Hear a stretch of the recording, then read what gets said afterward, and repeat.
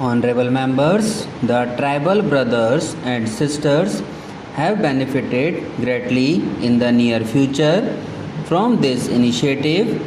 Works related to marketing of forest products and setting up of small businesses dependent on forest produce, which are the mainstay of livelihood for the tribal community, are also in progress.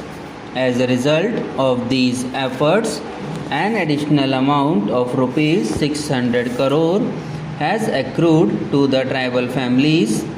Government has increased the MSP on 46 types of forest produce by up to 90%.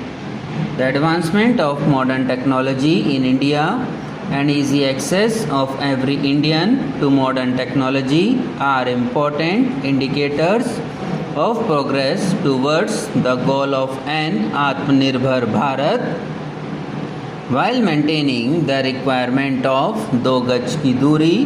The institutions and citizens of our country did not allow the pace of growth to slacken by leveraging the power of Digital India. In December 2020, digital transactions of more than rupees 4 lakh crore have been done through UPI. Today, more than 200 banks are linked to the UPI system. Similarly, DigiLocker is being used as a paperless platform for more than 400 crore digital documents. Through the Umang app, 2 crore of citizens are availing more than 2000 services. More than 3.5 lakh common service centers are linking people in rural areas to government services. In the same vein, e-stamp service has been launched after amending the Indian Stamp Act. The trinity of Jan Dhan accounts, Aadhaar and mobile has helped safeguard the rights of people. Because of the JAM trinity, rupees 1,80,000 crore have been saved from falling into wrong hands. My government has also initiated digitization of medical services through the Rashtriya Digital Health Mission. The citizens will be able to avail facilities like digital appointments, digital reports, as well as through the digital health records through this mission in the coming days.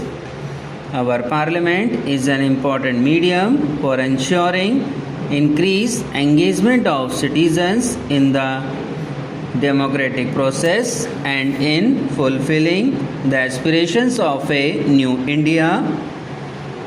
During the tenure of previous governments and in the houses of parliament, it has been repeatedly mentioned that the existing building is proving to be insufficient to meet our present day requirements. Efforts had been made by previous governments also for a new parliament building. It is a happy coincidence that the construction of a new parliament house has commenced for better facilities to members. Honorable members, the pace at which citizens of this country have assimilated technology and change, it is a testimony to the eagerness with which every Indian is waiting to see the country reach new heights.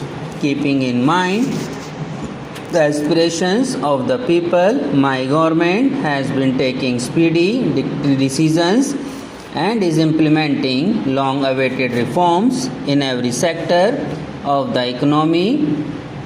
Besides facilitating faceless tax assessment and appeal, several provisions of the Companies Act have been decriminalized by my government in order to encourage entrepreneurship. A GIS-based database of industrial zones has been created to enable delivery of essential service to industries. Information pertaining to more than 5 lakh hectares of industrial land is available through this database. I am happy that espousing the sentiments of Shramev Jayate, both houses of parliament have taken a decision to bring about a transformation in the lives of the labor force. 29 central labor laws have been amalgamated into 4 labor codes. States have also displayed initiative in bringing about these labor reforms. These reforms will result in expansion in the scope of labor welfare, timely payment of wages to laborers, and generation of new employment opportunities. The new labor codes also ensure enhance a more equitable participation of the female workforce. Along with labor, easy availability of capital is also crucial for industries. For this, the banking system in the country is being strengthened. Merger of small banks to create large and strong banks is also a step in this direction. For the first time in the country, a production-linked incentive scheme worth about Rs 1.5 lakh crore is being implemented in 10 manufacturing sectors. Its impact is already visible in manufacturing of electronic goods as well as other products. As a result of this initiative, many large national and international companies have started their operations in India. My government is encouraging public participation in consumption of domestically manufactured goods. Today, Vocal for Local has become a people's movement in the country.